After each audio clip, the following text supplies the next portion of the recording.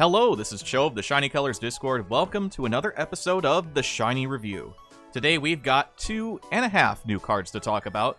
We have the new Produce SSR for Luca and Support SSR for Meguru. And we're going to make a special mention of the SR Haruki that is in the banner through the stamps. Keep in mind that all three cards are technically limited. These cards will not make a return in the near future outside of paid-only banners, so if you want these cards, now is really your only time to pull for them. If you are somebody that's getting into Shiny Colors because of Shiny Song, this is your opportunity to have a Cometic-themed Luca, the first of her kind, as well as a very powerful vocal support. So let's get into it. Starting things off then, and kicking off Shiny's 2024 gacha schedule, Luca enters the scene as both her first limited SSR, but also her first SSR after her rebranding to Cometic. She's a pure dance unit with a particularly unique gimmick, the most different we've seen thus far out of any of our produced cards over the last couple years. She can slow down the pace of judges while also building up a potentially dangerous hand through her ability to build up mulligans. But, also said new gimmick. She has some self-inflicted weaknesses, but the pros mostly outweigh the cons. I will say this Luca had me partially reevaluate Hana and Haruki's initial Produce SSRs, though all it really did was make Hana's card less bad than I thought it was initially. Now those two are fairly similar in strength.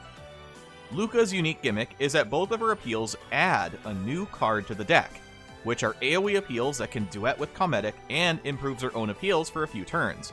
Her interest lock can screw over her link appeal, but Luca isn't working well with others just yet, so I guess this sort of makes sense thematically. Her roles are Center, Attack All, Buffer, has access to Interest Lock, and Live Skill Generation, or Appeal Creation. I kinda like Appeal Creation as a term, but for now we'll go with Live Skill Generation. I moderately to highly recommend pulling for this Luca. If you want a brand new start to a dance team, this card is a very high recommendation.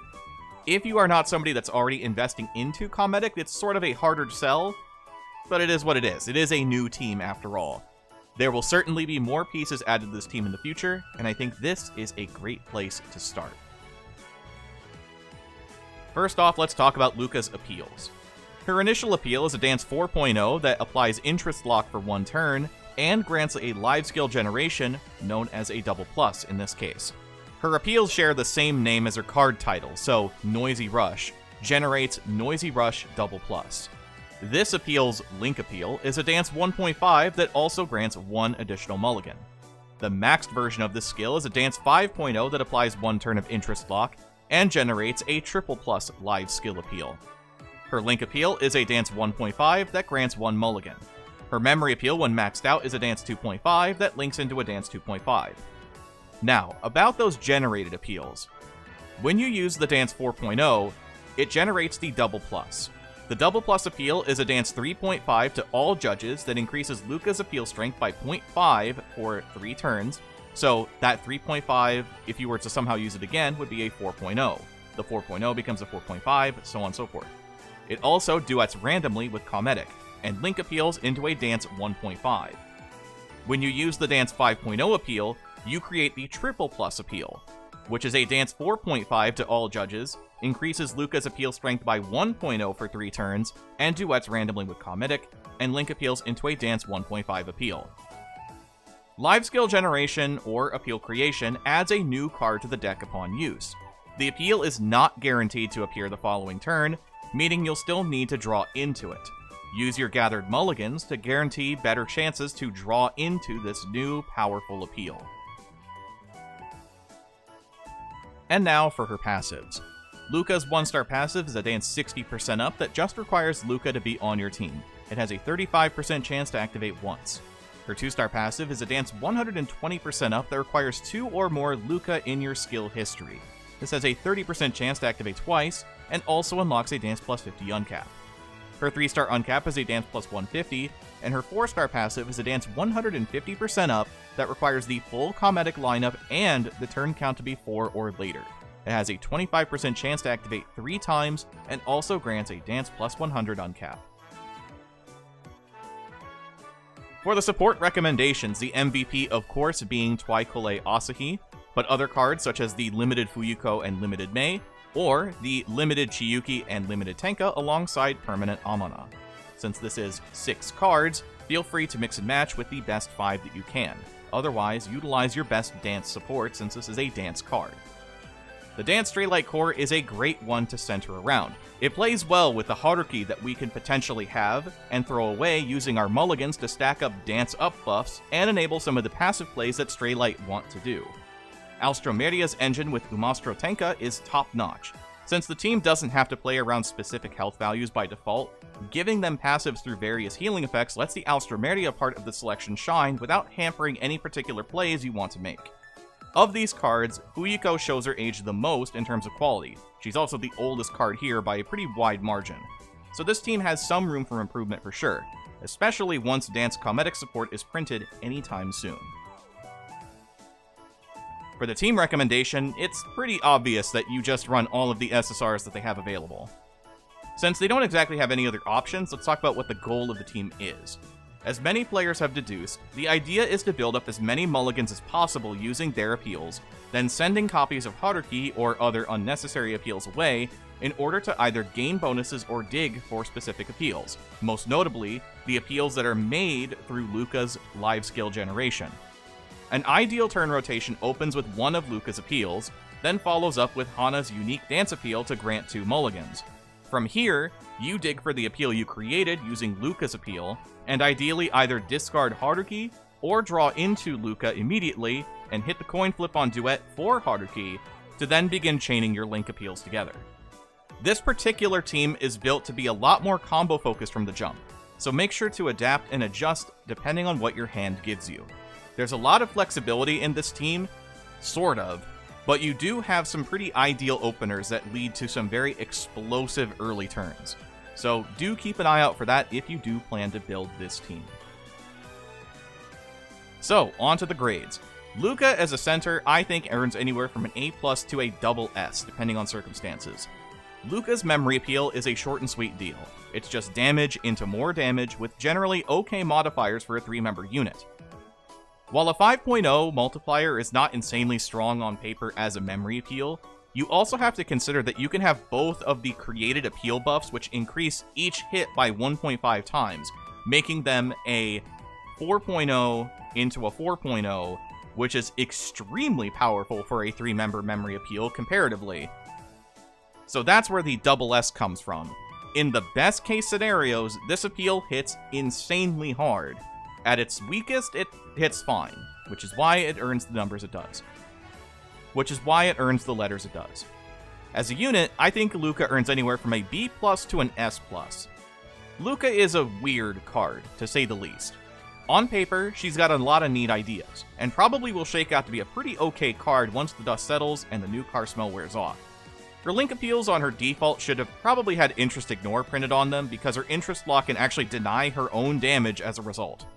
Her memory appeal hits like a bus if the stars align, and her newly designed playstyle might appeal to new players from Shiny Song, as it feels somewhat reminiscent to the ideas that Shiny Song presents with Cometic.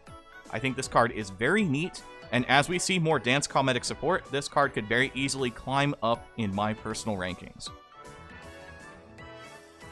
So next up then, we have Meguru. On to the real showstopper of the banner, our latest limited Meguru answers the question of, when will we see a Daikichi Kogane for other attributes? A vocal support by no other name, Meguru boasts one of the strongest utility appeals in the game, and even has the added benefit of improving your passive activation chances by a small amount when used. Her passives themselves are kinda horrible because of it, as the intention is that this is meant to be played in an Illumine team that focus on buffing your passive activation rate, which means that all of her activation rates are pretty low. That said, her masteries are very stacked, making her a must-have for many teams when it comes to building. Her support skills are Idol's Bond, which goes up to +10 at level 80, and she has 6 unique masteries. Unit Mastery SP reaching +10 at level 70, Vocal Stay, Dance Stay, and Visual Stay masteries, which all reach +5 at level 80, Room Mastery, which reaches +7 at level 80, and Unit Mastery Stamina, which reaches +3 at level 65. Her support appeal does scale, starting at a Vocal 3.0 out of the box, becoming a 3.1 at level 60, going up to a Vocal 3.5 by level 80. Her TFD idea is Vocal, her Insight token for Grad is Dance, and her proficiencies and landing point are in Vocal and Mental. Meguru's initial appeal is a vocal 2.5 that raises your passive skill activation chance by 5% for 1 turn. Her 1-star passive is a vocal 50% up and dance visual 30% up that requires it to be turn 3 or earlier, and it has a 20% chance to activate twice. Her 2-star passive is a vocal 120% up and dance visual 60% up that just requires Meguru on your team, and has a 5% chance to activate twice. Her 2 3-star uncaps are a vocal plus 50, and her 4-star appeal is a vocal 3.5 that raises the judge's interest by 50% for 3 turns and reverses their interest for 2 turns, while also granting passive activation 5% up for 1 turn. And her 4-star passive is a vocal 100% up if you're in the vocal position, and has a 20% chance to activate once. Meguru earns a double S-. I think that just because of the weird quirks that specifically make her a great payoff in Vocal Illumine is what necessarily makes her a tiny bit weaker than Daikichi Kogane, who has ended up becoming a staple in nearly every dance team. I think in terms of the appeal functionality, Meguru is probably going to perform a little bit better. Vocal teams as a whole have been doing really well, so having a Daikichi that is on brand is going to be really strong right off the bat. And her masteries are going to make building a lot easier as well. While she doesn't exactly have passives that most teams are going to be able to really utilize, the fact that she plays really well with Vocal Illumine is a great buff to that team. All of the appeals that stack up passive activation feed directly into the consistency of this card, so she's going to feel very awkward because of what we were just talking about, but otherwise could feel very strong if you build exactly around her. Her vocal interest reverse appeal, otherwise understood as a Daikichi appeal, has proven to be one of the best things you can be doing for the last 2 years, and now Vocal has that on-stat option for it. So I would max out this card for your Vocal team as soon as you can. I highly recommend pulling for this Meguru, and almost would argue that she is a must-have if you are playing Vocal Illumine. In fact, I'm not even arguing it. She is a must-have for Vocal Illumine. Now, you'd think we'd be done, but there is technically one more card related to the banner, which is the SR Haruki.